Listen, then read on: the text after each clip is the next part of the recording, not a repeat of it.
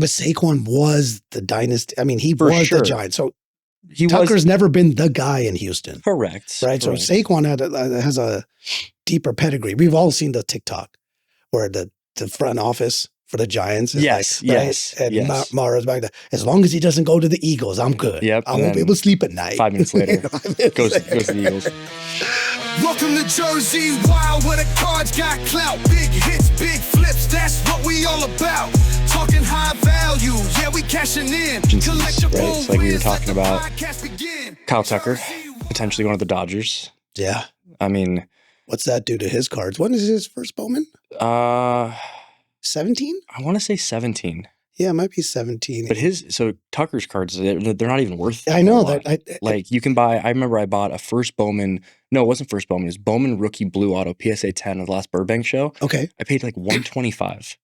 And he was hurt. Don't get me wrong. Yeah, but at the same time, like he's had a great career. He's been in Houston for, I think, his whole career. Yeah, he's won 2, right? Yeah, he's won 2. Well, trash can. Yeah, not the trash. Yeah, that's some bullshit. 1 or 2. Yeah, 1. We'll give him credit for 1.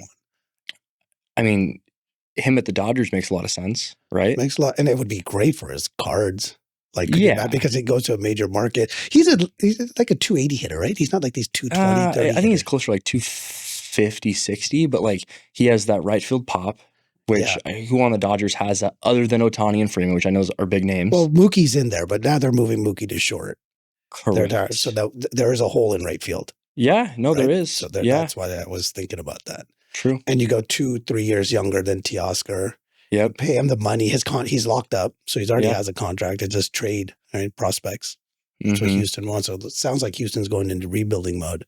Yeah. Soon. They have to. I mean, I feel like with Bregman potentially leaving too, like that opens up third base. I know Arenado's on the block. Right? So like, do you see him potentially going to Houston? So it's funny. Arenado's agent is Joel Wolf. Yep. And Joel Wolf is also the agent for all these Japanese players coming, i.e. Roki Sasaki. Gotcha. So now you've got Roki and Arenado represented by the same agency. Didn't Arenado say he only wanted to play for like 6 teams? Oh, 6 teams. It was like Padres, Dodgers, Boston, couple other. But I remember contenders. I remember seeing the California teams in there for sure because he's from my hometown. Like we grew up very close to each other. I didn't know that. Well, he went to El Toro. And I went to a small high school in Irvine, and El Toro's in Lake Forest, like 20 minutes away. 20 minutes away. Did you ever play? Oh, never. Okay. No, he was the school. No, those schools don't play each other. Gotcha. No. El Toro was like here. My high school was like here. Gotcha. So, but Sasaki, I read something interesting last night. Him and his agent, which is Joel. Yeah, Joel Wolf, are very intrigued on how the Giants pitching coach, which I can blank on his name right now, is very, very good at developing pitchers. So now the Giants are on the board for Roki to go to, which I would not like at all.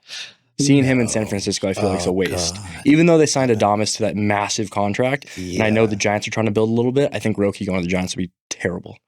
I in that same vein, I read something that talked about how certain Japanese players don't want to go to teams that already have a strong Japanese player present because they want to create its own identity. So the Dodgers are the OGs, right? Hideo Nomo, right? So yeah. I mean, they go way back. You got Chan-Ho Park, Hideo Nomo, all these guys that came. So the Dodgers have that identity. Yep. I don't know anyone in the Giants. No, I don't think there is. So that would make sense for him to go there. New York had Hideki Matsui, so they had someone. But I think for his, just speaking card related. No, card related, yeah. Like, I don't think him going to San Francisco would do good for his card market, but I also don't necessarily say it would do bad for his market. I just think you picture him in a Dodger uniform, his cards are ridiculous. You picture him in a Yankee uniform, his cards are ridiculous. You think of the Giants, you're like, maybe not, because like Jung-Hoo Lee, right? Yeah, he got hurt. He got hurt pretty early, but at the same time, his cards never really jumped. Like you can buy superfractors of him right now for like $1,000, like, and then you can buy superfractor autos of him for like 12. So little tangent, but it's always interesting because money isn't a variable for Sasaki, for sure, because it's either 2 million or 5 million based on the team you go to, right? Because he posted, he's not a free agent, so it's not a money thing. So to your point, if he believes he needs development and coaching. And by the way, let's talk about the Dodgers. Like, Yeah. the coaching there. I mean, It's they're known for ridiculous. taking people like Max Muncy, right? For Kike and all these sure. guys, Chris Taylor. So they've done that. Right. So, but we don't know what motivates them. No idea. I'm tempted to call Joel and be like, hey, Joel, real quick, can you tell me kind of what's on his mind? Like, where do you think he's going? Where's he going? If Rock wants to know, Yeah. where's he going? Because Yeah. that's going to be a big deal, right? So I don't know. Yeah, it's interesting. I back to what we were saying about Kyle Tucker though. Mm. Like that's someone where we've been watching him for years and we've always seen him as a very consistent player. Oh, yes. But we've never seen him, I don't think, at his best. Like I think in when did they win the World Series? Their first one? Is it 2019? 17? 17 was the first one, I think. Okay, so That was the bullshit 2017, one. yeah, he had a good year, He had a right? great. But after that, he hasn't really done anything. I always see him as a 25-25 guy. Always 25 to 30 bombs, 25 to 30. And I could be wrong. We don't have his information in front of us. But like he hasn't been a guy where like you've never seen a spike in his cards. Like, and I shouldn't say never, but in the last couple of years that we've been in the industry, we've never seen Kyle Tucker's cards go straight up. No. We also haven't seen them go straight down. They've always been kind of consistent in that lower tier. That's right. Right. Always been there. But his numbers statistically, it'd be interesting to do this. It'd be interesting to put up first 5 years data. Mm-hmm. No player name. Just put the 5 years against 5 years and compare who he compares against. Yeah. I think he's put up some amazing statistical numbers, but he doesn't have the it factor, right? He's never going to be the guy.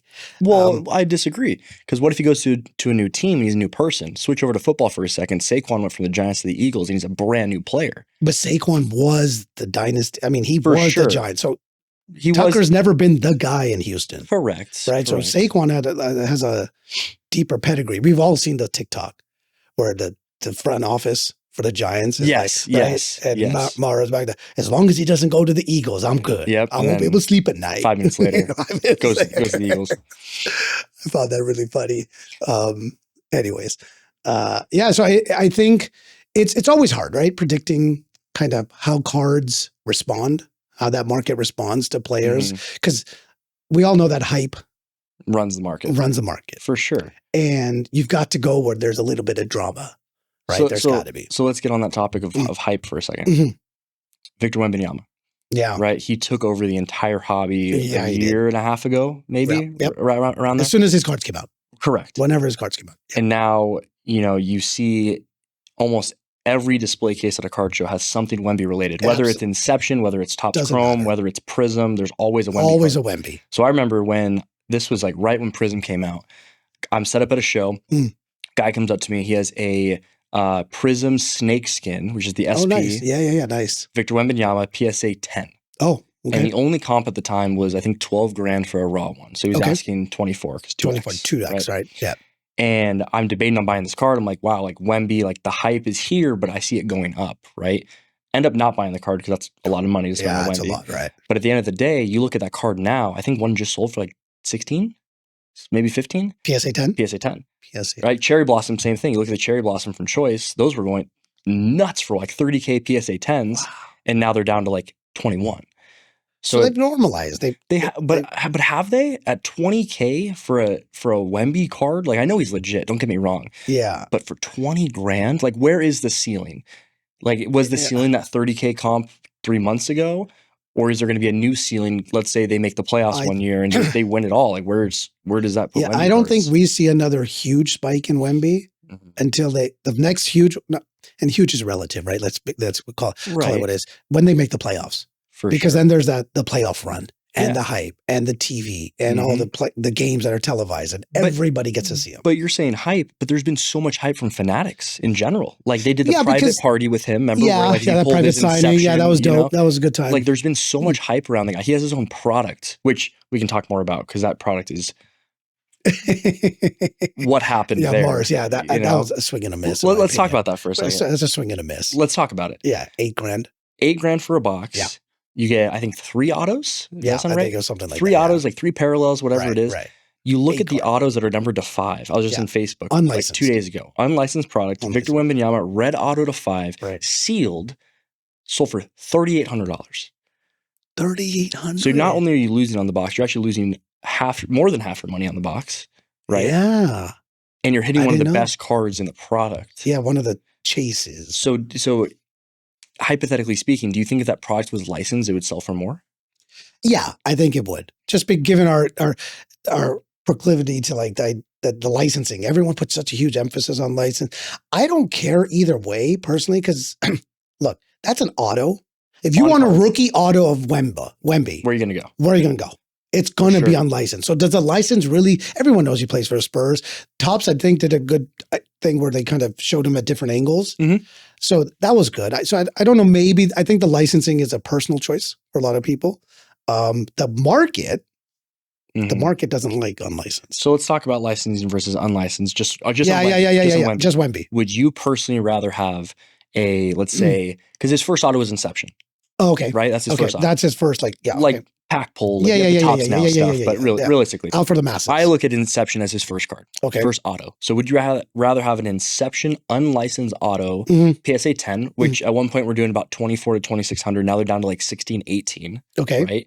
Okay. Would you rather have one of those, or would you rather have, let's say, True Prism Blue, number to 199, PSA 10?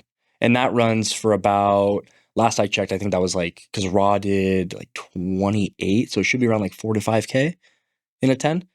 What did the Inception do? It does like 15, so that might be a bad example, but let's say, okay, we'll just do the multiplier. We'll do 3 Inception auto PSA 10s, unlicensed, Unlicensed, yeah. or a licensed Prism Blue, number to 199, PSA 10. So the question becomes, are you looking for something? Are you an autograph chaser? Long-term hold. We'll use that. No, not flipping. Yeah, not knowing the future of Prism and Panini and right? Wemby. And Wemby, right? And all those variables at play. I'd rather have something that I know the player touched, held, signed. Interesting. Personally, I'd rather have, because that's just a lot more unique than a pack pulled card that maybe are 50,000 of them. Yeah, well, I mean, it's Whatever. like 100% agree. Right, maybe, I don't know. Because I do like. I think there's value in that. I like the whole like the player touch the card. Yeah, like, so like when I buy cool. and sell cards, Yeah. right? And I see a really cool, like I'm a big Jackson Merrill guy. yeah, you are. So like if I see a Jackson Merrill like, sticker auto, right? Even though I'm a big Jackson Merrill guy, sure. I won't even touch it. Right. I won't offer on it. I won't even comp it. I have no desire. It's sticker. It's sticker, right? So when you say the player touched the card, that resonates with me too, because I'm a huge fan of, oh wow, Merrill signed this card in person. Yep. It went into a pack. Held it. The pack went to a box. The box went to a shop. I bought the box. I opened the box, sent the card to PSA, came back, and now it's a 10. Yeah, a lot of things have to happen. A lot of people touch that card, but the first person that really touches that card is Merrill. That's right. With a sticker auto, I don't care. I personally don't. I don't mind. I mean, I don't want it. I do mind. I don't want it. That's interesting. I feel like, because you know what, no one knows the rhyme or reason on how they determine what cards go on card and what goes sticker, right? I don't, and if there is a method to the madness, it's not publicly known, right? So like you have Jackson Merrill, and by the way, Jackson has what, 3 different variations of his signature? Like, he has the J, the J Merrill, and like the J squiggle. Right, all of those things. Yeah. That's another thing. That's different than the kanji or different language autos that we can talk about later. But I don't know. I don't know why the market speaks. To answer your question, ultimately, whatever the market pays for, that is what the better investment is, right? For sure. And the market right now looks like, if you're saying the blue Prism did 4,500? Yeah, I think it was around like 4 to 5. So like 4 and the Inception Auto does about 16. 16. 16. The market has spoken. It's the Prism. For sure. Licensed Prism. Unsigned. Correct. Absolutely. Well, Prism's been king forever, and Inception's been an off-brand product. That's right. But at the end of the day, like going back to like sticker autos, right? So like Topps Chrome Update, right? Okay. Like you have Topps Chrome Baseball, you have Topps Chrome Update Baseball. There's Sapphire, there's Logo Fractor, all these different variations. But when speaking about update versus just normal Topps Chrome, I would never open an update box. Not once. Of any? Of any. No, nothing. 22, 24? No year, no retail? No retail, no like God. HTA, Breaker's Delight, whatever it's called. When I was a breaker, I did. Yeah, when you broke But for myself, I'll never open that product. Because? Sticker autos. But then you look what about the debut patch? That's what you're not going to hit it. You're not going to hit it. Like, I know there's 180 of them, but like the Jackson, the holiday, my buddy's shop hit that. Oh, that's Shout what out it was. Solomon. Solomon, he just hit that. Okay. But just saw I'll that. personally never open that product because the odds of hitting that debut patch are so rare as it is. Sure. And you have like, okay, Skeens, for example, right? Yeah. His blue auto, that comes out of update. And that's on card. Ellie has autos in update. Yeah, And but that's on card. But then they also have some sticker, right? They have a bunch of stickers. How do they determine? How do they determine? I don't know. Yeah, I don't know. Because Ellie, for example, he's in normal Topps Chrome and he has normal autos. Yeah. Like on card. Yeah. He's also in Topps Chrome update and he has on card autos as well. Holiday is in Topps Chrome and has on card autos, but he's also in update and has sticker autos. So how do they determine? That'd be a great question. Is it based, and I doubt this is it, but I'm just gonna throw it out there. Is it based on availability to the player? Because let's say Skeens is, he's back in Louisiana or wherever he lives. Sure. Okay, wherever. And he is days to sign. So they send him a bunch of cards. He signs all of them. Versus Holiday, who doesn't have the time for X, Y, and Z reasons. They just send him a bunch of stickers to sign. What? So I know from Rock's experience, what when Leaf reached out to him, what they did is they sent him an 8x10 sheet, 3 rows of stickers. Each one had like 20 on it, so about 60 per sheet, and he just went to town. Yeah, right. He did that. Now he was able to knock that out in like 3 hours. Wow. Okay, now if you take a card and send the equivalent, say 2,000 cards. Oh, it's going to be sign and stack. Sign and stack. Yeah. He's going to need a sorter, right? Yeah. He's going to need a guy. For sure. He's going to need a guy to kind of put it. So I feel like the sticker is the quicker, no pun intended, I read the sticker quicker. Yeah. The sticker is the quicker way to get the auto into a product. So maybe it has something to do with the release. Yeah. But when you have like Chrome Update you mentioned, they're mixed. They're super mixed. Like when Chrome Update came out. In Chrome Update, there's both. Because I was buying as many Chrome Update autos or like just baseball autos I could, raw stuff. And I go on eBay and I see the Ellie auto on there and it's like the magenta lava lamp, whatever that is called. Whatever that. And it looked on card. And I messaged the guy. I think I remember you sending and this. I messaged the guy. I was like, hey, is this on card? Yeah. And he's like, yes, it is. And I'm like, is it though? Is it? Right. You were skeptical. I was very skeptical. Yeah, you were. But yeah, dude, it's weird to see how many different products. Like this is the only product that I can think of, unless I'm blanking, that has a mix of sticker and on. Yeah, I was going to say normally we don't see this because last year's if there are maybe some couple, it's not common. So last year's update, from what I remember, it was all the rookies were stickers. And all the vets, like the legend autos, were on card because you had Jeter autos in there. Like you had a bunch of legend autos in there, but they were all on card. Like I know a guy on Instagram, his name's Chromie to the Dome or Chrome to the Dome, I think. And all he does is collect legend autos. So he has the Jeter base, Jeter red, Jeter orange. Dope. He has like the Biggio orange red base. Like he collects all of them, but he doesn't buy any of the sticker autos. So just interesting to see how like. Well, okay. So to take this train of thought and take it to the next level, something you and I have talked about in the past. So if the idea of an on-card auto that was held by the player. I know where you're going. Right. You know where I'm going, exactly right? Where you're going. Why is it private signing cards or cards you get signed at the ballpark or at, anywhere? So you lose value. Let's be honest for a second. If you look at the comparison between sticker and on card, there's a drop off when you go to sticker. For sure. Right? But when you go to a personally one, it's falls off a cliff. Yeah. Why? We've talked about it, but why? It's a hard question to answer, especially if it's been great authenticated. Well, let's take Paul Skeens for example. Okay. Paul Skeens has 3 different autos. He has his Topps Chrome Blue auto, which is on card. Okay. Let's say, hypothetically speaking, he has a Topps Chrome Blue Update auto. That's sticker. Okay. Just hypothetically. And then you got a Topps Chrome Blue non-auto signed in person. At a show. Wherever. Or at a game. Anywhere. Anywhere. Right. That doesn't matter. Just without even giving you an explanation, I know in that exact order is the value. On card's most expensive, stickers second, in person's third. Right. Right. Why is that? Yeah. I'm the wrong person to ask. I don't know. It doesn't make, it does make sense because pulling the pack pulled auto, it's just like, yep, he pulled it. It's his card. It's his auto. He signed it in person. It's in the pack. I pack pulled it versus I went to a Pirates game. I got lucky enough to go up to the dugout and get it signed in person. Like, in my opinion, that's actually a lot harder sometimes than pulling the actual auto in the pack. You could take pack odds. If you want to play odds, Yeah, absolutely. you know what the pack odds are, pull it. For what are sure. the odds you meeting him? Well, yeah. I mean, take the same data. You open 5 boxes. Are you going to pull a Skeens auto? No. Go to 5 games. You're going to get Skeens auto in person. I feel like you have better odds to do that. Yeah, you probably have better odds. I do know the signatures are different. Right. Yeah. The signatures we see here, they feel like they because of the white little box, they feel compelled to stay in the box. Right. But when they see a card in person, they'll sign the whole damn thing. Right. And I don't know. I kind of feel like at the very least, it goes like PSA 10 versus 9.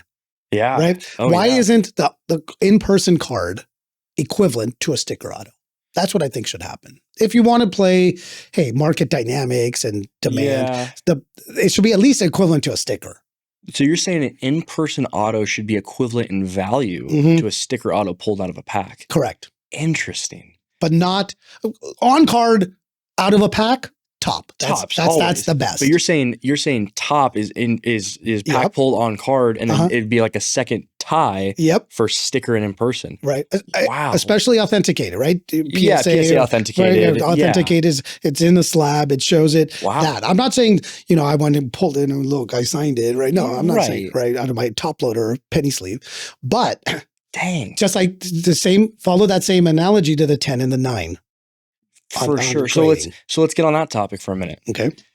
So, I buy a lot of cards. Yeah, I think you bought a couple. I think I've bought a couple in my life. Yep. And when I'm very specific what I buy. You don't really see You're me very buying, targeted. Very targeted. You have a plan. You have a plan. strategy. You're not blindly buying. Correct. Right.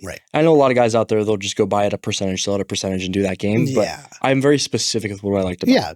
Yeah. So with that being said, you don't really see me buying a whole lot of PSA 10s.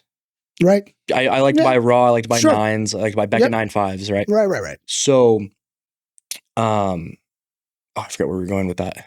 What were we talking about? Oh, PSA 9 versus 10. 10, 9 versus sticker, non-sticker. So PSA 9 versus PSA 10. When I'm buying PSA 9s, I was on Facebook 2 days ago. Perfect example.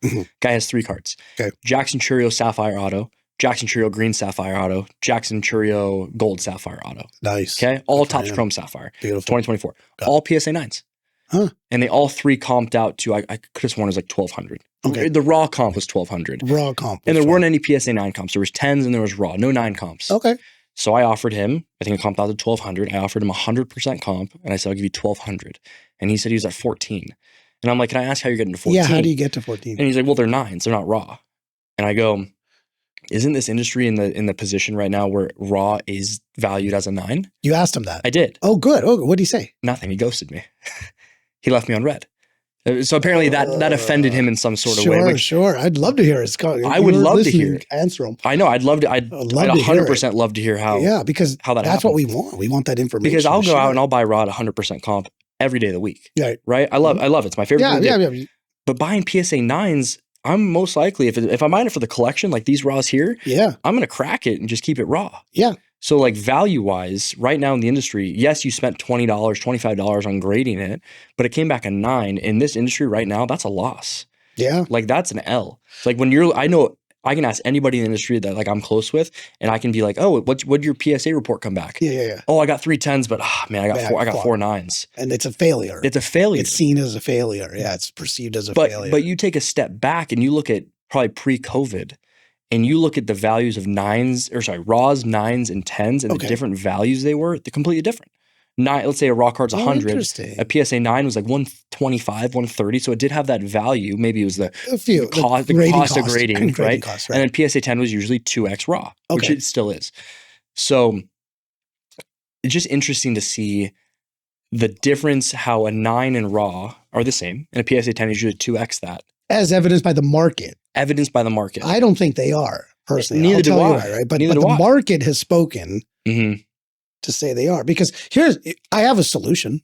I don't know if it's viable. I'm excited for this one. Viable. In order for the 9 to have more value than raw, okay, there needs to be a whole bunch of 8s and 7s. Okay, so let me stop you there for a second. Okay. If a card is raw at 100, what is a 7 and 8 worth? Today or in this today. in this theory of mine? Let's take a pulse. Let's just take this Paul Skeens blue for an example. Uh-huh. That's card comps at 1,200 consistently 1,200 as of December 12th. okay. Okay, comps at 1,200 consistently. all day. So Raw's 12. PSA 10 would be probably 22 to 24. 22, 25 to the right guy. Okay. Right, so 22, 24. Mhm. What is a PSA 9 in your opinion? Not what should be, but what is a PSA 9 worth? There's no comps. There's no comps. But what's a PSA 9 worth if Raw does 12 and PSA 10 does 22 to 24? Given the way the world works today, Mhm. it'd be 1,200 or lower. Be 1,200 or lower. And it's crazy how you said lower. Yeah, lower, not higher. Correct. But I also prefaced it by saying, given the way the world works today. So let's keep that same train of thought. Uh-huh. Let's say a PSA 9 is 11 to 12, just for even math. Okay, Okay. 11 to 12. What's a PSA 8? So in my head, Because I have an answer too. I just want to hear yours in first. my head, I would have, I think it's debatable but acceptable to say that a PSA 10, there's a multiple, Mhm. right? Yeah. Some people say 1.5, some people say 2, some go 2.5. 1.85. Yeah. Right.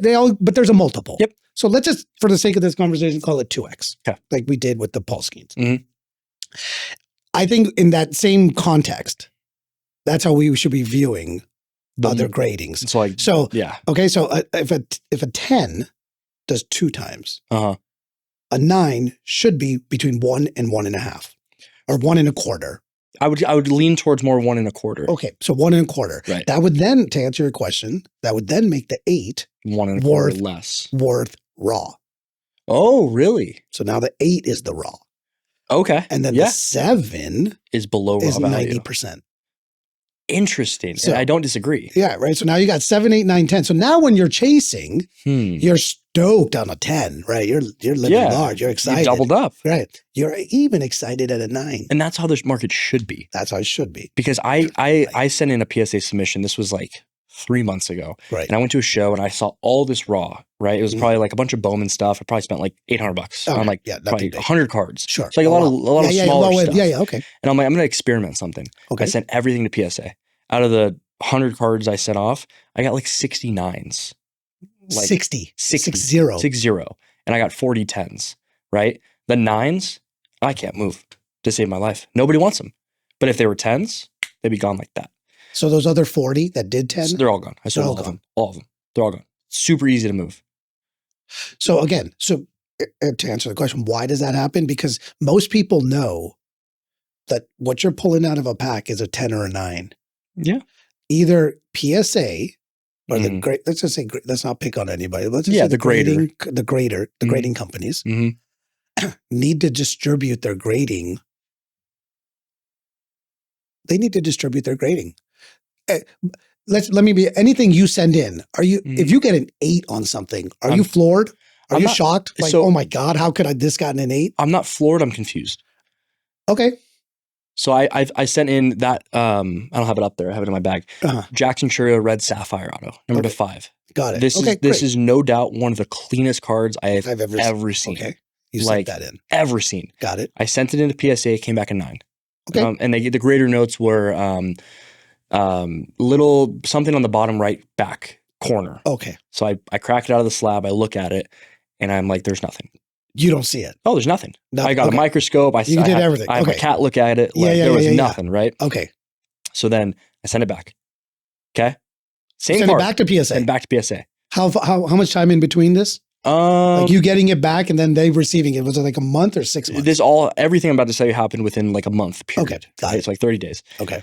And I paid for the expensive PSA. For Yeah, the quicker express. turnaround. Yeah, right? So I sent it the first time, came back at 9, sent it, I got it back, cracked it, saw that there was nothing wrong with the back corner, but Right, somebody said there right. was, the grader did. Yeah, the grader did. Send it back. Got Okay. it. Comes back a 9 again.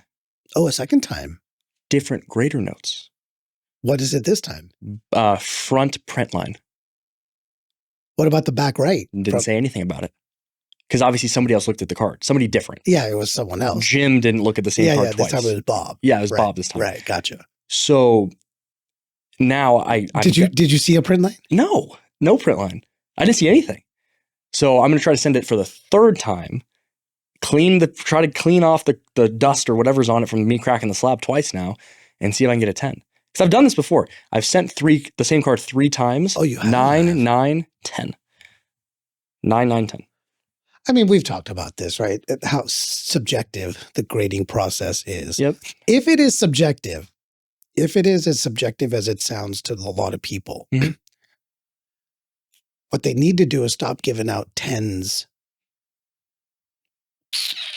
so easily. You and I have seen cards, both of us. Oh, yeah. That you're like, how did this 10? Yeah, like how on earth did this 10? How did this 10? They wouldn't even 9. There's a thumbtack print in there. Yeah. Like, there's a hole in the card. Yeah, seriously. How did it 10? How did it 10? Right. Right. And meanwhile, the individual selling it. Oh, it's a 10. It's a PSA 10. So we put so much emphasis, the hobby has put so much emphasis on giving a lot of power to the grading companies. Well, it's going to be the hobby that corrects it. It's not going to be the grading companies. Completely agree. Stop buying them. Well, you hear people say all the time, you hear, buy the card, not the grade. Buy the card, not the grade. Yes. But who does that? Nobody does that. Why? Here's the reason why. When we talk about these people that are entering the hobbies, I have a lot of buddies. Yeah, or like, new hobbyists. New to the hobby, right? Yeah. They're excited. They now have children. They want to join this hobby. They join in initially because their mindset is PC. Everything is, this is my personal collection. Yeah, I'm joining the hobby to I want a buy whole bunch cards of for my collection. Right. I want a whole bunch of Freddie Freemans. Yeah. Right. Or I want a whole bunch of, Alex Bregman, Buster Posey, whatever. Right. Great players. Great players. But as far as the market goes, not super valuable. Right. Correct. Right. So still great players, but not valuable. Somewhere from joining because I love the hobby. I want to spend time with my kid doing this. I want to go to spring training. I want to have memories and experiences. That gets replaced by the almighty dollar. And now they start making financial decisions on cards, no longer PC decisions. Correct. Okay. So when you start looking at cards in any card, any sport, any investment, call it whatever you want to call it. When you look at it as an investment, it's a different lens. For sure. Now, if it's your PC, different story. Right. Different PC cards. You want the stuff that's super unique that not many people have. You don't care what the value is. You don't care if it's an insert. For sure. It's a mix of just stuff that you want to keep and hold on to. Right. But here's the other question. So I started this back in 2020. Yeah. And it was for the PC. Right? I was buying Bobby Witt Jr. base cards because I was like, I'm going to keep this forever. Dominguez. This is going to be my Mickey Mantle. That's right. You know what I mean? I remember that. But I feel like this happens with a lot of people where they start a PC and they start collecting the guys they like. And it's not, everybody says it's NFS, not for sale. Right. Or NFT, not for trade. Not available. Right. Not available. Right. But then you see that dollar amount. It's a dollar amount comes in like an offer. And like, wow, I wasn't really for sale, but like this is for sale. And I think a lot of people don't realize that to keep up with your PC, you need to sell cards too. Right. You know what I mean? It's like, go for it. So here's the thing. You know me, right? My PC, none of it's graded. Why? Because if it does come back a 10. It's still in the PC.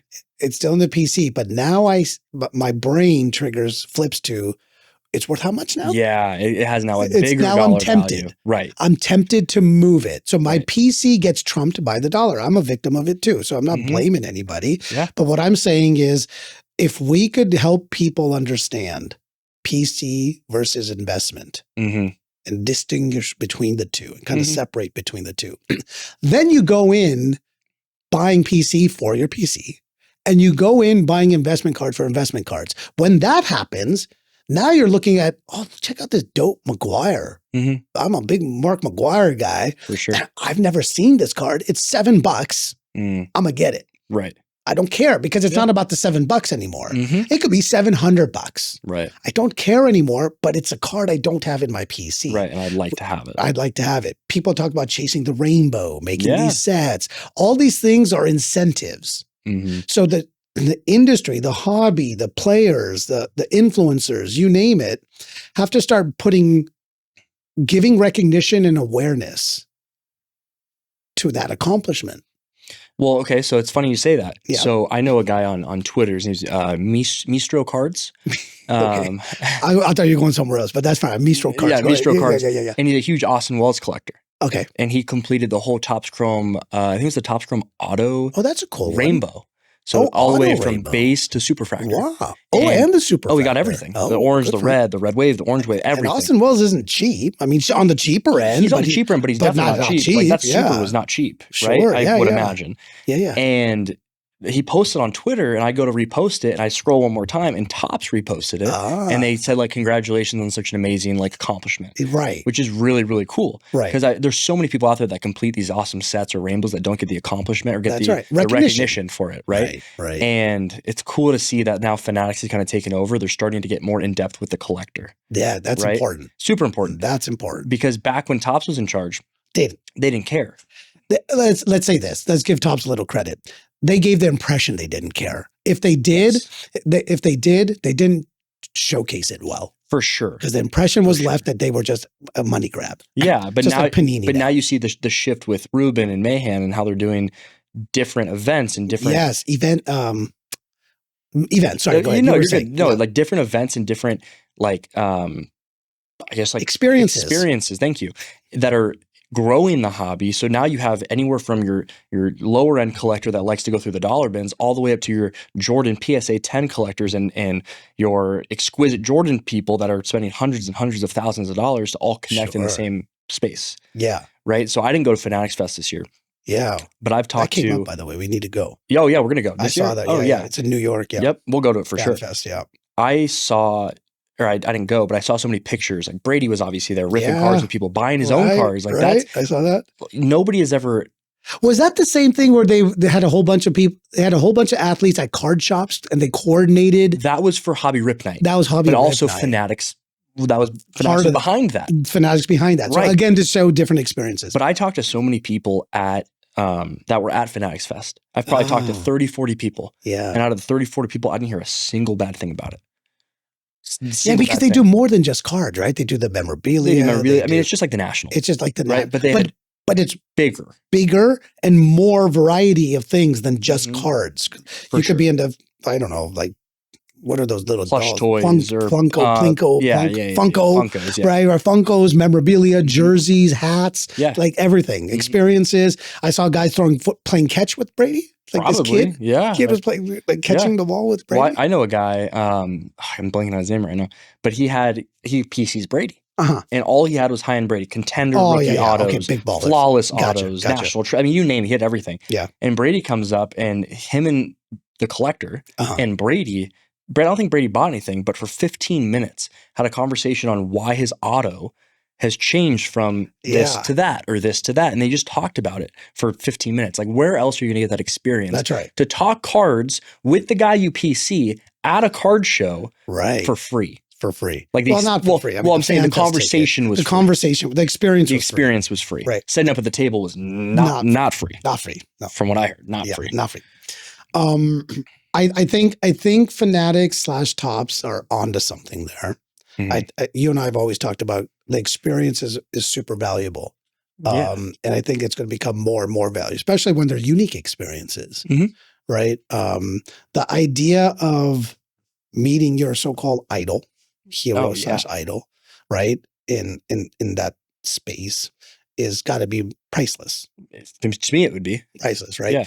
And as Fanatics, and one of the things I would love to see them do is, and this includes with the National, it'd be nice to have something like FanFest in maybe not a couple of times a year, maybe twice is too much or 3 times is too much, but in different geographies to allow people, like do one in Seattle. Let the West Coast people come. Do one here down in LA, San Diego, in Texas, Hollywood. Do one in Texas and kind of rotate it across. Well, they're all based in New York, so I think it makes a little sense. It makes sense now because I think they were piloting it. They wanted to see kind of what. Yeah, they're not going to travel to Seattle to try it for the first time. Yeah. Right. So maybe it was a financial thing, and I get it. That makes perfect sense to me. I'd do the same thing. Yeah.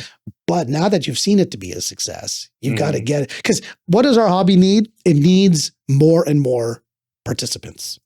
Yeah, and that's going to come. That's going to come from kids. It's going to come from kids. And we've already talked about, and for anyone listening, they haven't heard us talk about this, but they know at these prices, you're looking at college tuition right here on the deck for sure, or right? a car, or a car, right?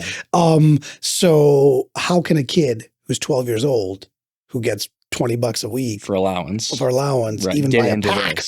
Right. Forget a box. Yeah, a pack. And Topps and Fanatics gets a lot of heat for their pricing Mm-hmm. on their boxes. And you can make the argument, sure, should a box of Bowman cost $700? Well, let me argue with you for a second, right? Mhm. So I think the market speaks for itself. So I think at one point when boxes weren't 700, but cards, like let's say the boxes were 300 to 400, Okay. cards were still selling for thousands of dollars. Yes. True red autos of whoever, Yes. right? Like Yes. I remember 2020 Bowman came out. I think it's 2020 Bowman Yeah, draft. it's one of your favorite ones. Yeah. 2020 Bowman draft. Oh, draft. And it was like, I think it's like 400, 450 bucks a box, maybe. Okay. And Torkelson autos were selling for thousands of dollars, yeah, right? yeah. So I think the market kind of speaks for itself. But speaking on Bowman drafted this year, it came out at 700 a box. Yeah, jumbo. And I know Caglione autos are selling, base autos are 400 bucks right now. They're 300. They just dropped. Yeah. So like you hit in my opinion, the number one chase in the product, and you actually lose more than half your money. Like that's my take on it. But to get back to your point on how do we get more, I guess, of the younger generation into the industry, Or just more hobbyists. We need more. Yeah. We need more participants. I completely agree. Right. We have to. We have to. Right. And you're not going to get them at $700 a box, pulling the chase and getting $400. Correct. You're just not going to get them. No, because I mean, yeah, you're 100%. Right. You're asking them to go hunt in the dollar bin. Yeah. And that's where they got to start because that's well, the way it's all about like. Have you ever seen the kids that do the trade up challenge? You ever seen those? Yeah, I love those. They usually do it Those with are good. Pokemon cards. good That's for usually them. what I see. But it's like, hey, I have a $5 card. Will you trade me? I trade a $10 card. That's That's right. 15, right? Right. So in my head, this right here, what I have on the table, what you're you showing. know, lots of high-end dollar cards. Yeah. That really is in an adult trade-up challenge. That's how I look at it. So I didn't start with this. Interesting. Yeah, you didn't. I remember. You remember what I started? I started with for example, Bowman retail. Luis Robert Topps Chrome base card PSA 10. Yeah, that's right. And it was like a $40 card. I think Yeah. it's now like a $10 card, but like it was a $40 card. Yeah. And I'd go trade that or sell that for $40 and That's I'd go right. buy something else. So it's like I go to shows and I set up a lot, Yeah. right? And people say like how do you get these cards? Yeah. Like, you know, and like they always Story. They want to know they the want to know the story. story, the experience. Right. And I tell them, I say, I start exactly where you were. Because I buy cards and they open their case and I'll look and I'll be like, oh, like you have a lot of really cool stuff. Yeah. I'm not The interested Lubov, because it's a lot of like the $30 to $40 stuff, which is completely fine. Right. But it's just not what I'm looking It's for. not what you're looking for. And they always ask, well, how do I get this stuff? How do I start here? I'm like, keep doing what you're doing. Keep buying, keep selling. keep grinding. Keep grinding, right? Yeah. So that's the game. But should it be? Should the ultimate goal is to be this? Because not many are going to achieve this. It's an unrealistic expectation that you set yourself up for failure. And then you walk away from the hobby disappointed. How many posts have we said, getting out of the hobby because selling my I'm selling it, collection. right? Because of that. Whether it's true or not is irrelevant. The fact that the post still exists exists. No, right? and this was never a goal for me. No, it just naturally happened. It just naturally. And I'm very blessed that it happened. Yes. But at the same time, it's actually been, we had this conversation a couple of days ago. It's been a lot harder to sell the $10,000 to $15,000 cards, the big boys, than it is to sell the $400 to $500 cards. Yeah. Right. Yeah. And why? Well, what does that tell you though? Sorry to cut you off. No, what does that tell you? There's more people in the hobby that are buying in that couple $100 range. That's the market. That is the market. And occasionally you'll have people that want to buy the $10,000, $15,000 card. Jake Paul come out and whoever it is, right? Right. But the hobby's spoken in the last couple of years where that range in that like sweet spot, and like that 400 to like 900 range. Okay. Is very, very, very liquid. It's very easy to move that kind of stuff, right? Yes. But when you get to the over 1,000, people start being like, "Ooh, like that's rent money. I'm uncomfortable. That's rent money. Yeah, like I'm getting away from that, you know? Yeah. Like my wife would kill me, kind of money. Yeah. I gotcha. But if I spend $700 on a card, not the end of the world. Yeah,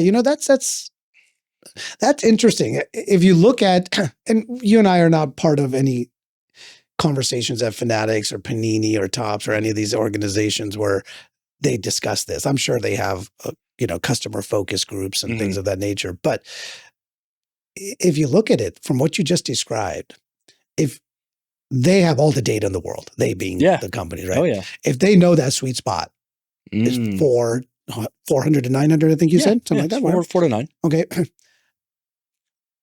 I think that somehow has to be incorporated in their decision-making on how they charge for boxes. Because here's the thing, Topps does release, let's give them credit again. They do release flagship. Oh yeah. And flagship is less than $100 a hobby, or maybe right around $100 a hobby. And there's big pulls on And that there's some big product. pulls in there. Yeah. So you can get that. It's when people want these level cards at those box prices. Right. They need to clearly say, look, you want to play with you want big boy cards? If that's what you want, then you got to play with the big boy boxes. For sure. And clearly tier out the boxes.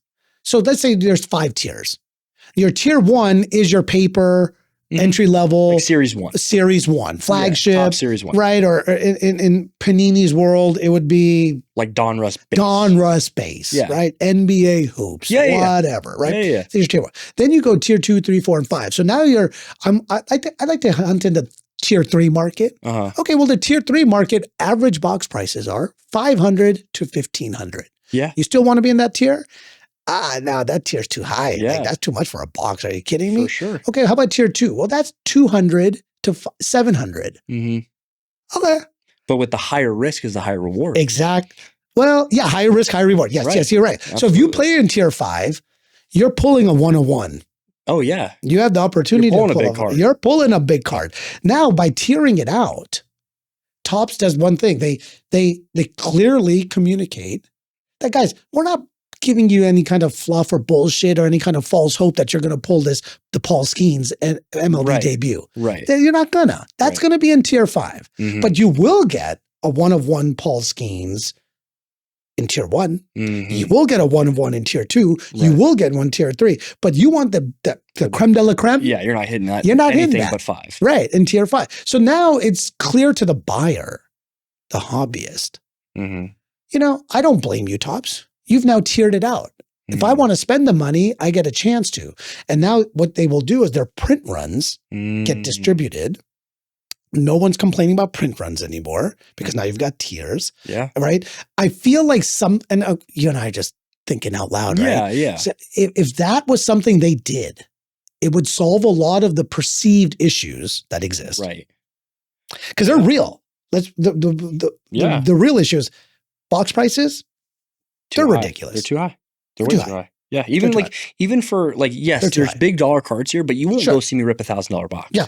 You just won't see it. No, yeah. Right? Yeah. And let's shift our focus for a second. Let's talk about ripping wax. Ripping wax. Because I did it for like 4 years. Yes. I was a breaker for a shop for 4 years. Yes. And I've opened millions of dollars worth of product for other people. Right. While working. And the return on your investment, the ROI, is less than 30% on average. So if you bought $1,000 box, you might get 300. You might get 300 back. Like I've opened Prism, I've opened Select, I've opened Flawless, National Treasures. Yeah, I've hit those big cards. Like I hit the Kenny Pickett Shield out of National Treasures when he was the guy that year, right? Like you're gonna get cards like that occasionally, but you're losing almost every single time. So I go to shows and I set up and I put these big cards in my display case. Yep. And the question I always get, how many of these were pack pulled? And without even thinking, I go, none of them. Oh, well, why don't you open wax? And I say it's a losing proposition. And they say, well, why is that? And I'm like, because I've done it for 4 years and I've seen it. Doesn't mean you can't pull things. I see kids opening blasters and they hit Trout 1-of-1 Yeah, I've seen those. But I also see people rip flawless football. This is a general topic. But I also see people rip flawless football and they spend $4,000 for a box and they hit $200 worth of cards. Jerome Batiste. That's right. Right? Yeah. So, but then we can also shift our focus for a second and talk about breakers. Wait, before we go to breakers, let's come back to that. The idea that ripping wax is a losing proposition on average. At these box prices, I agree with you. Yeah. Okay, let's say they were appropriately priced, and we won't assign a number. Yeah, just appropriately priced. Appropriately priced. Would it still be a losing proposition? Now, yes, it would. And here's my answer to why. I think the market would adjust as well. It's like comps. So right now, Bowman Draft $700 a box. Caglione Blue autos are selling for about $2,000. Okay.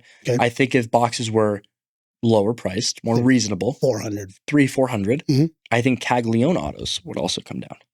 Okay, let me ask you this: 6 months from now, what's Caglione's price? That same card, whatever card you're Yeah, if referencing. it's a 2K card now in 6 months, I see it being a $1,200 card. So it came down, right? It came down. Okay. Did the box come down in 6 months?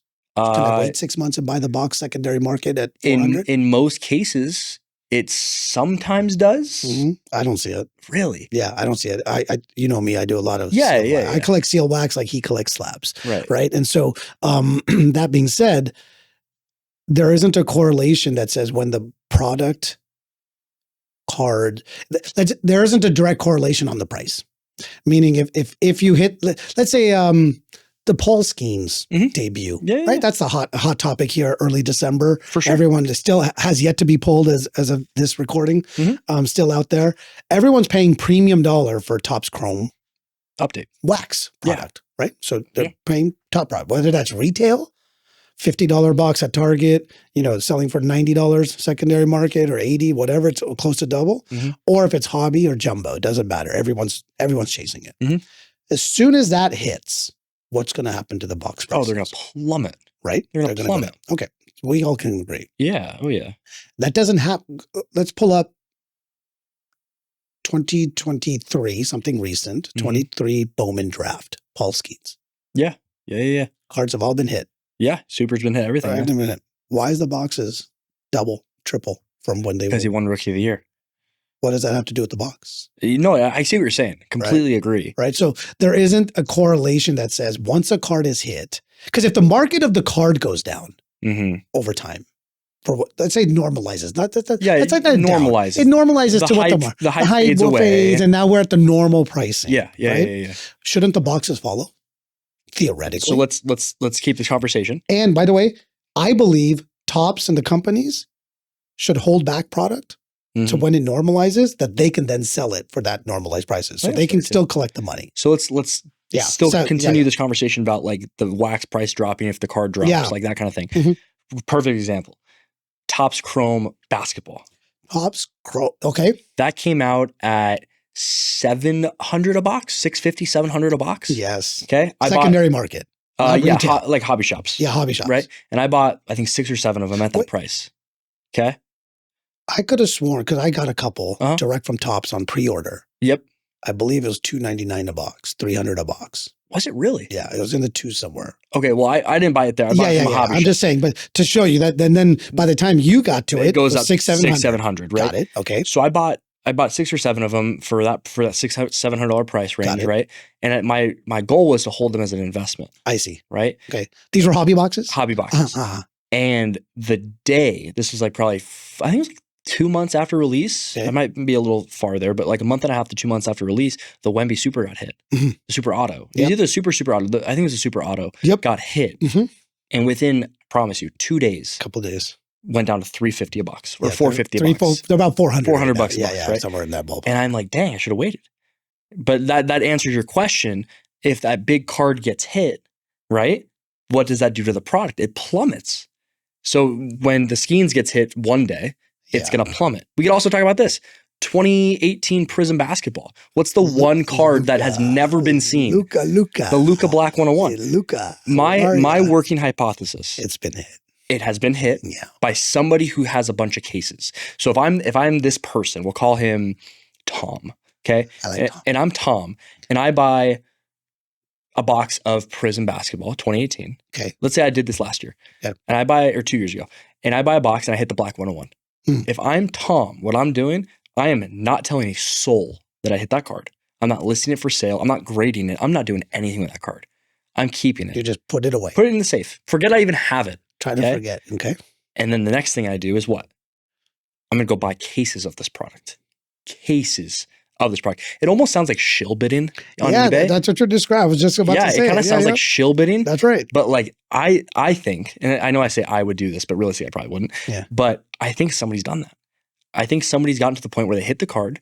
They know that there's a bounty on the card. And as long as there's a bounty on this specific card, the price of these boxes are going to go up and up and up and up.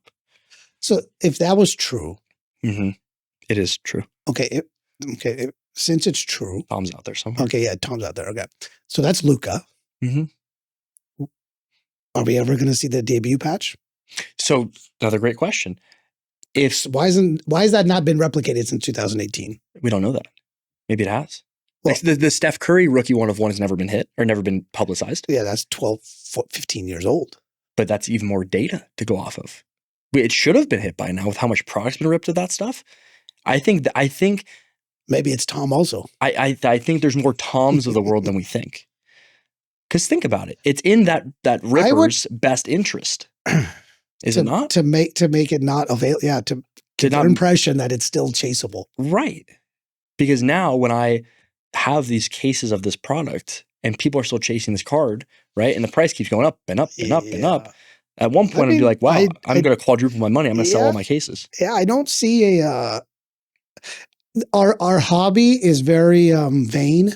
People like to show off their hits.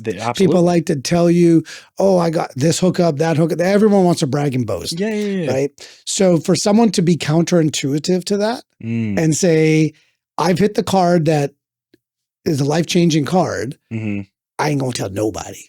And it takes a lot. It does. It's like self-discipline. I can't even do that with like $3,000 to $4,000 cards. Right. Like if I bought a card, I'm looking to flip it. Yeah, it's on the way. I'll post that card and be like, look what I just got. Yeah, I don't even have it yet. Like I don't even have the look. Yeah, look. And it kind of it screws me later on because when I try to sell it, they're gonna be like, you just bought that. Yeah, you do. Yeah, and I'm like, oh, dang. Right. But do you see what I'm saying though? Like I do think that more Toms of the world are doing that with certain products. I would say my own 2 cents to kind of tie a bow on that topic is that I think there's more Toms today than there would have been 10, 15 years ago. I think 100% agree. Right. Because now people are thinking about it. Right. It goes back to us talking about PC versus investing. You're thinking like an investor, right? An investor would do something like that because they have a chance to control the market. Yeah. If he has 50 cases and he's already hit it, then his boxes aren't worth shit. Right. No, for sure. Unless he keeps it quiet and keeps selling it. Then there's also the component of that's a little sketch. It is sketch, right? But it's been a conversation because, like, if you know Shine's one of the biggest names in the industry. Yeah, he put out a bounty for the Luca, and I can't remember the price, but it was a hefty like bounty. Houses, like many houses, and he puts out this bounty, and I think he put this bounty out because he also thought the same mindset of I think somebody has it, they're just holding it. Let me cash this guy out. Oh, I didn't know that. That's why I'd put the bounty out, unless, and I'm not saying Shine has done this. Sure. I would never say that. Unless Shine is Tom. Because think about it. Wouldn't you put out a bounty? If you already own the card. If you own the card, wouldn't you put out the bounty to make the prices of the boxes go up when they get sold? Like it all connects, God, but we're never going to know. When did we become conspiracy theorists? Right? I don't know. I thought about this for years. Yeah, okay. Like once I got in the hobby and I saw the Curry 1-of-1 never been hit, I was like, really?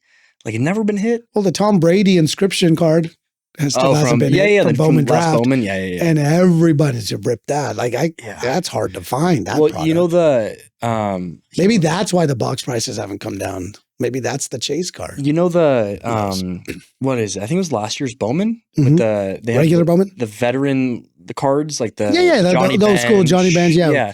So Pete one of them just got hit. One of the super fractures just got hit. That Sandy Koufax? No. Well, it might have been. Okay.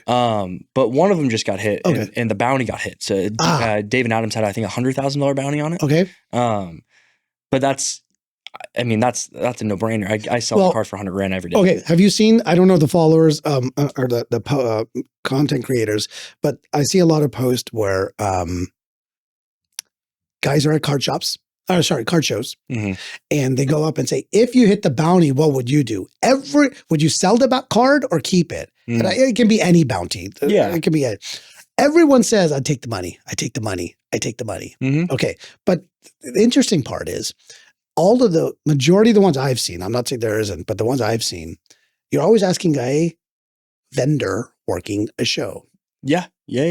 Go to the ball game, whatever sport we're talking. Yeah, ask a non-collector. Ask a non-collector. Right. That knows maybe at a high level, like kind of that cards are a big deal, but don't really get to the detail. They know it's popular. Right? And be like, if you hit this card that has a bounty of $250,000, what are you doing? What are you doing? They're going to take the money too. Yeah. Right? Oh, yeah. So if everyone's going to take the money, the bounty, the money,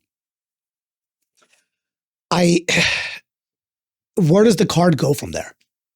Like, where does the card go? Like price wise or physically, where does it go? No, price wise. Because if the bounty is $250,000, you've now created a sale, a comp. Yeah. That says it's $250,000.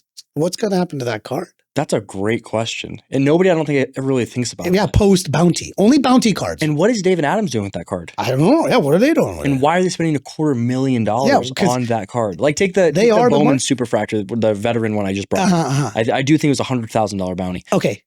What do you do? Like, why would you spend? I wouldn't spend $10,000 on that card personally. Right. So what do you do? Either PC or flipping. I still wouldn't. So like, what is David Adams doing? Spending $100,000 on like, what's their play behind that?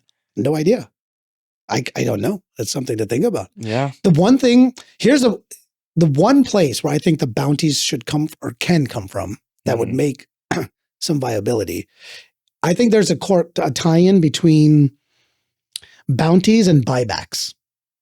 Okay. We have seen the buyback be very popular. For sure. Right? It's been about 2 years now. This is its second year. Yeah. Second full year. And people are loving it. You saw the guy with the wheelbarrow who brought in all the buybacks. Yeah, and that was Real Sports Cards. Right, Real Sports Cards. It's popular. Very. It would be interesting if they expanded that. Because it's only for the MVPs of, why can't you do MVPs of basketball? Yeah. Football. Yeah, for sure. Right? Tied to all three sports. And I think they are starting to go into that field. And what I mean by that is speaking of the bounty, like soccer cards, have you noticed that they have debut patches now? Yeah, I saw the MLS. Yeah, I saw the MLS. Cool. Yeah. Like very cool. It's cool, but the US game is not as respected as the European game. So you get them in in Barcelona or whatever. I don't know soccer, right? Right. But to your point, it's expanding. But the buyback, I think the buyback is a huge opportunity to. Because what does Topps do with all the buybacks when they get them? So from what I've heard, from personally, and besides including them in next year's product, that's all I've heard. That's all I've heard that they include them in next year's product and they sign the cards. Some of them. So the buybacks become autos. Technically, some of them. Well, you know what they actually become? They actually become in-person autos. In-person autos, right? So you send it back to Ohtani, you send it back to Judge. Signs it. They sign it. They number it. They've stamped something like buyback, whatever. And now they put it in next year's chase. Mm-hmm. Why are we not doing that why didn't they do that with Topps Chrome basketball this year? Oh, it's a great idea. Eliminate the whole conversation around licensed and unlicensed. Yeah. And now say, guys, hit the Rookie of the Year. I don't care. Pick that subject. Rookie of the Year, MVP, whatever you want to call it. Whoever. Yeah. I would probably lean towards Rookie of the Year because that's where chases are. Right. But you could do MVPs. Doesn't matter. It's demonstrated to work. I feel like they should announce it and then maybe roll it out whenever they want. If there's a hesitancy at the corporate level to say, oh, well, we have to have the bean counters count how much this is going to cost us. Yeah. Fine, do that. But announce it's coming. Do you remember when what was the platform where they announced the debut patches? Remember, Top said, we are going to change the game forever and announcement coming soon. And you and I talked about, dude, what are they going to announce? What are they going to announce? Yeah. It was the announcement was the debut patches. Right. And we were kind of like, we felt let down. Yeah, we're like, kind of cool. But out of nowhere, they flew. Right. Like, not price, I mean, yes, price-wise, but like just popularity. Successful, just call it successful. Yeah. And from whoever lens you're looking at. Yeah, it's a great idea. Why wouldn't you just expand that? Yeah, I don't know. Because it doesn't, I mean, like. Being in year 2. Yeah. You've had the data. You've seen the data. You've seen it be successful. Yeah, no. How many people bought Chrome just so they could get the buybacks? Well, can I tell you a crazy story? So, you know my buddy Joe? Yeah. So, Joe went and bought, I want to say, like $700 in buybacks. He had, he bought them? Oh, he bought them for like $400. That's usually what people sell them for. Yeah, just to get percentage. Right. And he used all of it and went to his local hobby shop. Yep. Picked up a Bowman draft box. Bowman draft. 2024. The new one. Yeah, okay, so he did this recently. This is not a couple days ago. Gotcha. Okay, recent. Yep, super recent. He goes home. Okay. And opens the box. And first pack, he kind of fans the cards out like we do. Yep. And he sees a black in there. And he goes, black out of 10. And I'm like, oh, wow, this could be big. And he starts slow rolling it. He sees like a blue helmet. He's like, oh, okay. Starts seeing the team. He sees the Royals. Pull the black Caglione auto to 10. Okay. The massive card. It's at least $5, right? On a good day. On a good day. Throws it up on eBay for $20,000 and within minutes gets an $8,000 offer. Right? So like it's worth a big 10 plus. Yeah. But But going back to the buyback side of this, right? I mean, that's a fantastic way to use buybacks. Because imagine you go home, you rip a case of Topps Chrome and you hit 4 Otanis, 8 Judges, refractors, sepias, right? You get a free box now because of it. And look what Joe pulled. Shout out Vicious Cards. Yeah, Vicious Shout out. Card, yeah. But like, but like, think about that. The buyback opens up so many different doors, not just the wax side of things. Everything. It opens so many doors that I think they're going to start opening very soon. I would, to me, if I'm in a corporate office, Topps, Panini, even Panini, right? We'll have a whole other topic on what the future of Panini is. But for today, I go back and I say, look, what has been a success? And I'm not talking financial success. Let's be very clear. Let me be clear. I'm talking about success as perceived by the consumer. So what have people liked? What have people liked? Has anyone complained about buyback? Has anyone said, man, this buyback is a piece of shit. I hate this buyback. I've never heard, I haven't even seen a meme. I haven't seen a post. I don't know what there's to complain about. Right. So now I also haven't heard it from card shops. You might know some insight into this because the idea is the card shop has to give up this product. They give the card. What happens to the card? A card shop must send it back to Topps. So actually, I know the process. It's actually kind of crazy. Yeah. Okay. Share. So if you go into a card shop and you have, let's say, 500 cards of buybacks. Buybacks, yeah. Right? Okay, which is like $1,000, whatever it has to be. Whatever, right? Topps actually gives you the option to— You, the card shop owner. The card shop owner gives the card shop owner the option to use the credit to buy slabs on ComC, which is the so they get to buy back the buyback. They get to buy back cards, like inventory for their shop. Okay. Or they send the card straight to Topps, and I can't remember this part exactly, but they send the card back to Topps, and Topps gives them like the credit for it, or however that works. Like credit on future products. To purchase but for the shop. The thing that interests me the most is like that Topps actually offers you to like credit towards inventory. Okay. So whether that be more wax or cards, yeah, either way, it doesn't matter. You're getting more inventory. But I always found that super interesting because when I used to work at the shop, we had a guy come in and he brought over, I think it was like $8,000 to $10,000 worth of like buybacks, like cash, like $8,000, $10,000 worth. And I remember my job that day was to go on ComC and buy $8,000 to $10,000 worth of cards. That was literally my job. I refreshed the site and we had I think it was like $9,200 in credit. And I just went to town, bought cards. So that's interesting. Okay, so I didn't know that. And that's super helpful because it goes back to the whole continue to fuel the hobby. Yeah. Right? And so if buybacks are a way, I think there's some sort of sweet spot where buybacks, set building, box prices, and cards can all come together and everybody wins. I also love that. I just thought of it today, actually, the tier pricing. The idea of putting your products in clear tiers so people understand what they're buying. Well, I feel like the prices are the tiers. That's what I mean. Like the unspoken tiers. Yeah, well, it's both, right? So if you buy something tier 1, tier 2, you're not pulling a $100,000 $100,000 card. You're not. That's not where it's going to be. Right. I think consumers are smart enough and sophisticated enough to be okay with that. Yeah, you're going to charge me $100 and I can't even pull a $100,000 card. Yeah, but you can pull a $5,000 card. Yeah, you can pull a $4,000, $3,000 card out of a $100 hobby box. I'll take that. Yeah. I'll take that because the transparency is what the transparency, I believe, is what we all want. You remember the burrow vaguely? The off-centered burrow I pulled out of Optic. Yeah, the downtown. The rookie downtown. The rookie downtown. Yeah, rookie Optic burrow downtown. Sent it back, right? Because it was super off-centered. Super off-centered, right? And sent that back. And 2.5 years later, I got something in return. Now, at that time, 2.5 years later, they did not have a downtown burrow in their vault. That they could send me. So they had to send me something else. That's not the point. What did they send you? I'm curious. Oh, they sent me a purple shimmer Kenny Pickett. Oh, wow. Yeah. And a Joe Burrow Color Blast, second year Color Blast. Okay.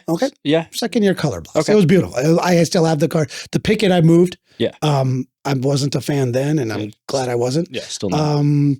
But they gave you something. They gave me something, and it was fair.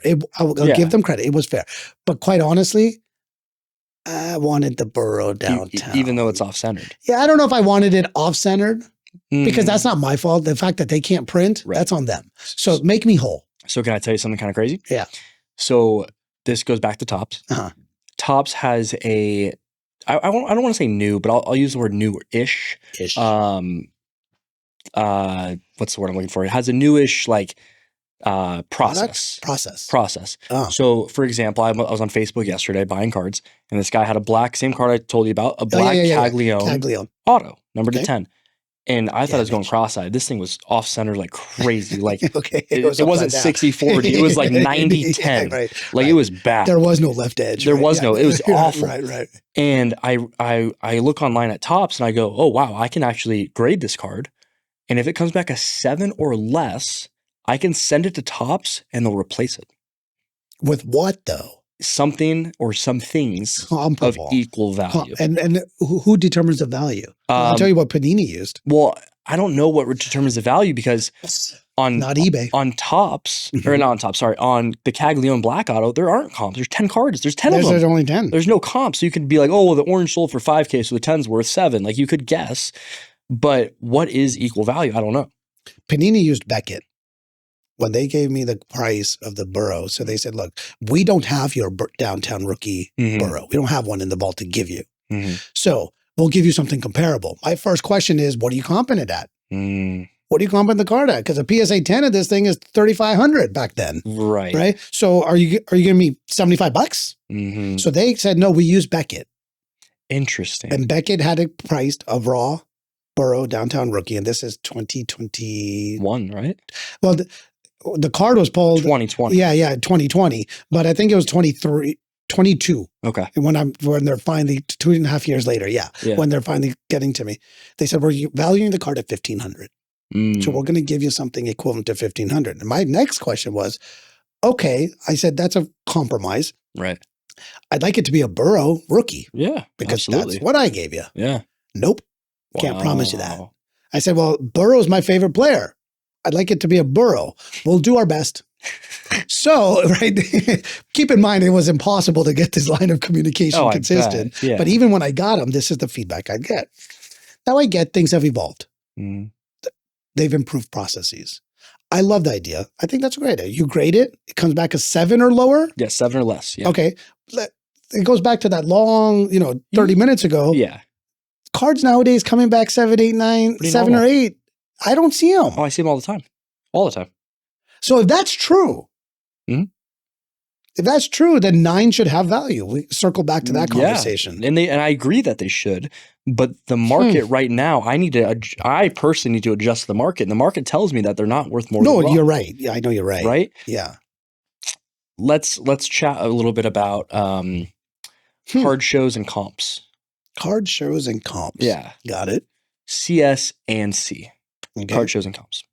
CS and C. You see what I did there? Yeah, I did. You took the first letter, a card, and did the A from and. It did. Right. Yeah, I saw that. Well done. So this is one of my biggest pet peeves, and I don't really talk about it too much. I go to card shows very frequently, every weekend, right? Yeah, different state, wherever the heck I'm at. Yeah, wherever you can get. And I'll go to a table. I'll shake the guy's hand, woman's hand, introduce myself, the vendor, and I'll look and I'll say, hey, I really like this Paul Skeens blue auto. Sure. Right. Yep. I see you have it priced at $1,400. Yep. The last 4 comps on it were $1,200. Okay. Is there any chance you can get, kind of closer to that 12 number? I'm willing to pay full comp at 12, but like, can you work with me a little bit? Can you get there? Yeah.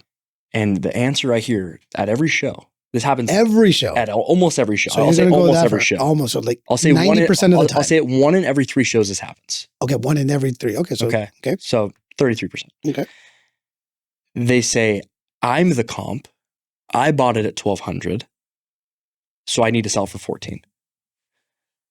So to kind of full circle this, I bought it at 12. I am the people say I am the comp. I am the comp. Mhm. I need to make money off this thing, Mhm. so I got to sell it at 14. And that, in just a nutshell, is one of my biggest pet peeves because That card doesn't move. it stays there for months. Oh, okay, good. I was going to say that nobody's makes no buying sense. that card for over comps. Like, yeah, I'll pay No over one's comps bu- on specific things. Sure.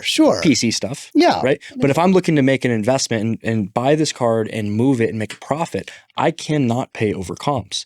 So my biggest pet peeve is when somebody buys a card, they bring it to a show, they up from what they paid, and try to sell it.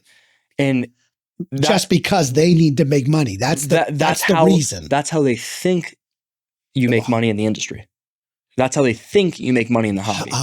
So this is an education issue. Correct. So can you guess how many cards I've personally bought on eBay in the last 3 years? How many cards have I bought on eBay in the last 3 years? I would venture to guess 5,000. Close. 0. What? I haven't bought a card on eBay in 3 years. Do you know why? Because of this. Not because of this, but a big factor. But this answers the question as to why I haven't bought a card on eBay in 3 years. Uh-huh. Actually, I haven't bought a card publicly. And what I mean by publicly is on an auction site, anywhere. eBay, whatever it may be. Any of those I have not bought a card publicly in 3 years for this reason. If I go on eBay and I buy this Luka for $7,000, okay? Yep. I am now the comp. So now if somebody comes to me and they say, "Hey Josh, I really like that card. I see the comp 7,000. Can you do 60? Can you do 68?" Sure. And I'm like, "I can't. I'm losing money." There's no way, in my opinion, you can buy a card on eBay and not do anything to it, not grade it, not do anything to it, just as is, right? Mm-hmm. There is no way to make money on that card unless you're investing and the player ends up doing well in the next couple months or whatever it is. Like Luka goes to the championship and he goes off, like that card's obviously going to go up. My argument is, if you buy a card on eBay, you're the comp.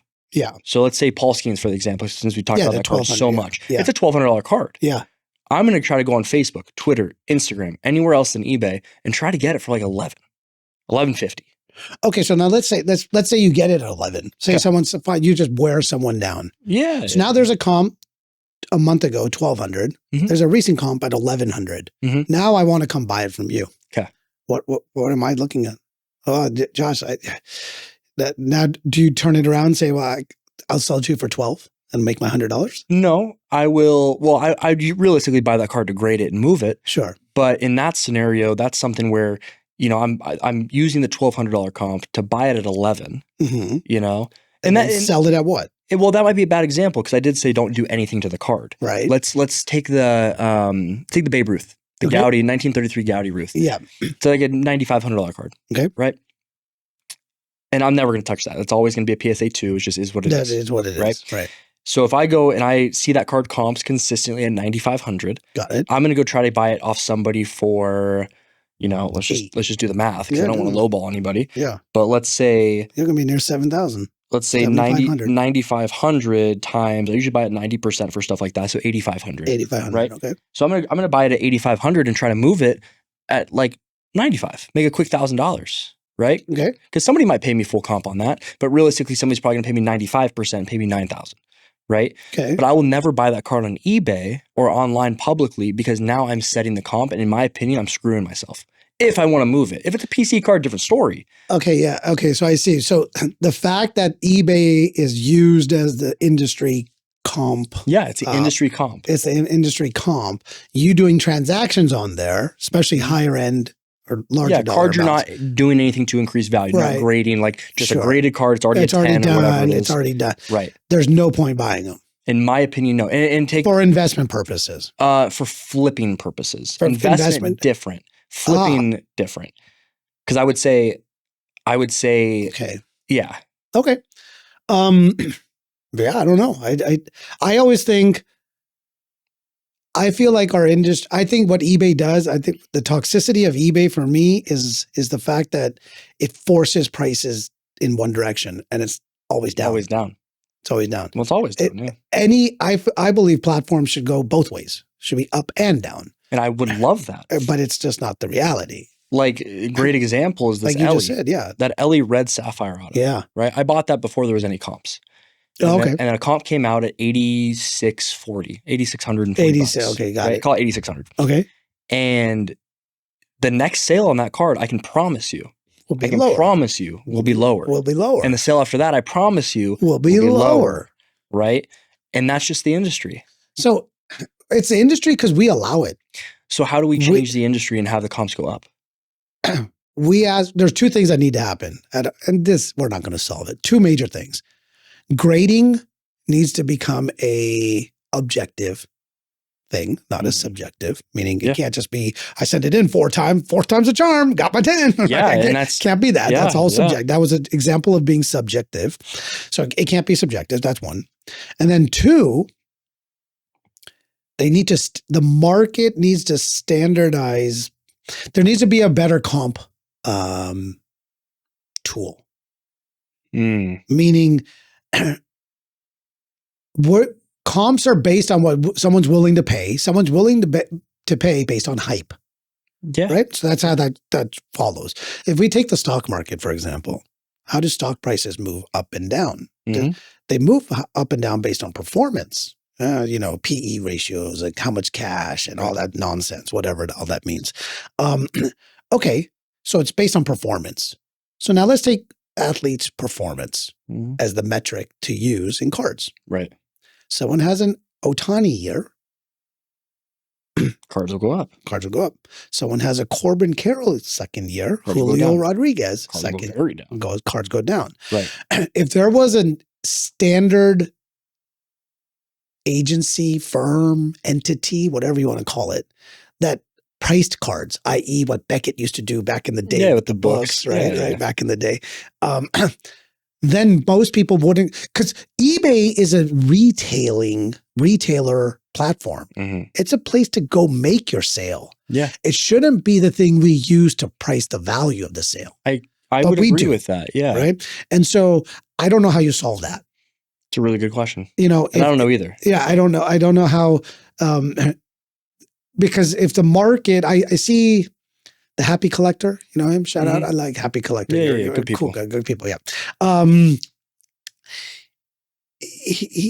He'll have some stuff that I agree with and some stuff I don't agree with. One of the things that I think I agree with is the idea of integrity. And the idea of being transparent and honest and just kind of saying it is what it is. I think there's something you do. I don't know if you've noticed this, but it's something that you do that I've observed that I think is great, which is you tell people straight up, hey, I need some room here so I can make a few bucks on it.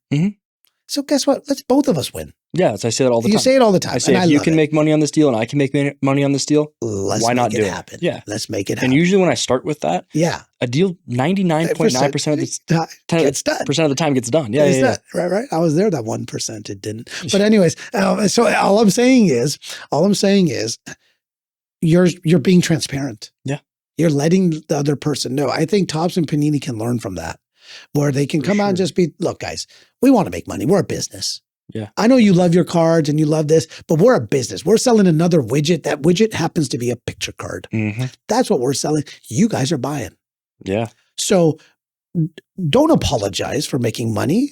We live in a great country. The country is based on capitalism and the ability to make money. Yeah. Let's go. For sure. Right. So go get paid. No problem. But be transparent with me. Right. PSA. I think there needs to be some sort of, because it's getting these dollar amounts are significant. It's crazy. This is no longer like me. You're saying cards? Just the whole hobby, the industry. The whole industry is like billion-dollar industry. For sure. Right? Multi-billion-dollar industry. It's going to eventually, if we're not careful, it's going to attract regulation. And this is a whole other topic. We love this because of the gamble, the hype, the ability to life-changing cards, the money, the relationships, the community. All those things are why we love what we do. We do this. The last thing you want is regulation. The last thing you want is a governing body to come in and start doing this, because that will eliminate any kind of joy. Yeah, I was gonna say fun. Right? It'll eliminate that. Now you're capped. Imagine being taxed on hitting a Patrick Mahomes 1-of-1 downtown. And now you got to pay a tax on that. Oh, yeah. That's some bullshit. I'd be pissed. I'd be pissed. I'd be very pissed. I'd be upset. So if we're not careful, if we don't as a hobby start saying, we got to make some tough decisions. And that means the cash cow, because this is a cash cow for a lot of people. Like Absolutely, people do this yeah. full time as their only source of income. Mhm. If you want that gravy train to continue, you got to stop being as greedy as you might be, No, absolutely. and let people both win. Yeah, and I started saying that, I would say, in the last like 6 months. Yeah, at I shows, love it. I love it. because everybody has certain amount of, like, talking about card shows, right? Yeah. Everybody has certain amount of room per Yep. card. Like Yep. you can go up to What are you in for? You can go up to a guy or a vendor and be like, hey, like if I took everything at 80%, like Yep. could we get something done? Yep. And in most cases they say, well, like in certain cards, yes, I Yes. just have certain room in others, right? So That's everybody right. has They say different that. room in other cards. Yeah. So Based on what they bought. starting a conversation off, and this is like a tip that I would say, Mm. starting a conversation off with a deal you've never met before and say, hey, listen, Bill, like, you know, if I can make some money on this deal and you can make some money on this deal and we're both happy at the end of it, let's shake hands, let's make it happen, right? And that 5-second conversation has made me so many strong relationships in this industry that I wasn't necessarily trying to make. Yeah. But just organically. So now at the next show, I go up to the same Bill. Bill's there Josh, again. how you doing, dude? Sit down. Let's get something going. That's right. right. You want to get you a drink? Like Yeah. it's super, super transparent. And it's a calm environment. You don't feel like you're getting cooked. Is cooked, right? And that's obvious. What you just stated is obvious. When you take care of people, treat people transparent, do all those things, the hobby thrives. Absolutely. Now, it does take just one asshole out there to screw someone over, and now that person is upset. So I get that. Mhm. But the market, the hobby, all of us need to do that. Yeah. Fueled by some of the things we talked about, this idea of lowering prices, maybe buyback, tiering, set building, all of those things, they come together in one kind of, it's not just one thing that you can do. It's a multiple of things that you need to do, I think, to continue to grow the hobby. Because you know my thought, I never care about print run. Mm-hmm. I don't care about print run. Do you know, it's printed to the moon. Yeah, congratulations. Great. Cool. Great. But because if there's 10 million collectors today and it's printed to the moon, if we do this right, there'll be 100 million collectors in 5 years, and they wouldn't have printed anymore. Yeah. And now they're scarce again or limited. So instead of complaining about print run, everyone needs to kind of take on the responsibility to just say, what am I doing to grow the hobby? For sure. Right? What am I doing to help grow the hobby? How do I get, and we all go to, we got to get more kids involved. Mm-hmm. I'm not sure I agree with that. That's obvious. I mean, yeah, but we got to get guys in my age group, in that 40 to 60 that collected junk wax and then feel like I got screwed. Yeah, but collected now, at the wrong time. Right. But now I've established, I have created my own wealth. I have money to burn. Yeah, for sure. Let's get them involved. That solves the problem for Tops and them about prices of boxes and stuff. What have you noticed in terms of foot traffic at shows as of late? I've noticed a significant uptick in, I'd say, not so much in the vendors. It's like a lot of the same cats as far as the vendors go. When you go to some of these shows, it's here, at least we'll say west of Texas, right? But the amount of hobbyists, crazy collectors. Now, I've also seen stuff where like Pokemon and TCG and those it's growing as well. They're growing too, which is great. That's a whole other topic, but that's great. There's demand. Absolutely. And it's growing, but they're going to die out quick when they spend $722 on a box and pull hit the chase card and then go to sell it and it's $350. So that's going to kill the hobby. Completely agree. The corporations need to understand that. So let me tell you about a show I just went to. I was up in San Francisco. Okay. Concord. The Bay. Yeah, I was in the Bay. I went to the East Bay Card Show. Never been.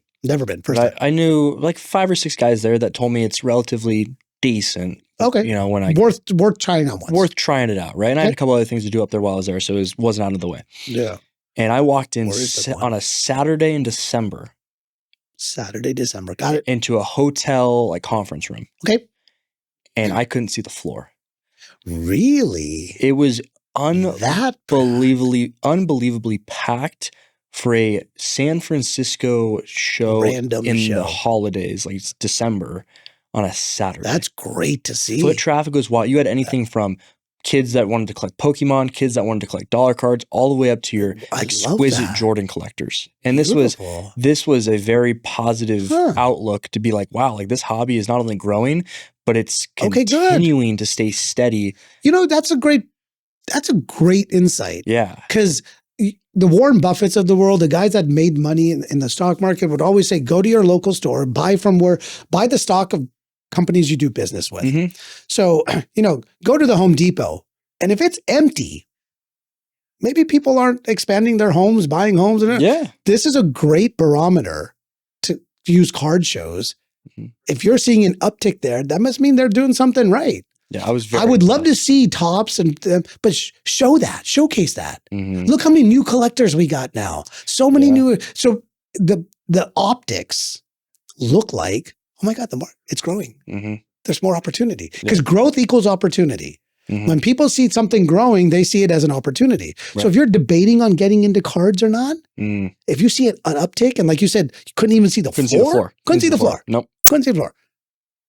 Hello, you're doing something right. I want to be a part of that. Yeah. And That's great. That's awesome. Hopefully We with didn't more share of these that. kind of videos, it's going to open the eyes of people who are on the fence of joining. Because like going into a card show for the first time, never going. Oh my God. Oh, dude, it's stressful. It's overwhelming. It's super overwhelming. You Super don't know what to overwhelming. say. You don't know Yeah. how the conversation. You don't know the lingo. You don't know the prices. That's like, right. It's very intimidating. So hopefully by Yeah. more of these kind of videos, we start opening the you're right. eyes of newer collectors that know maybe it's not that scary. Because my first card show that I went to, it was in Del Mar. And I was when I was 19. Yeah. And I was terrified, Yeah. shaking in my boots. Yeah. But it's not as bad as people think. It's pretty good. Right. So- It's big. Yeah. And we'll get into the idea of how to help those folks, because I think it's important.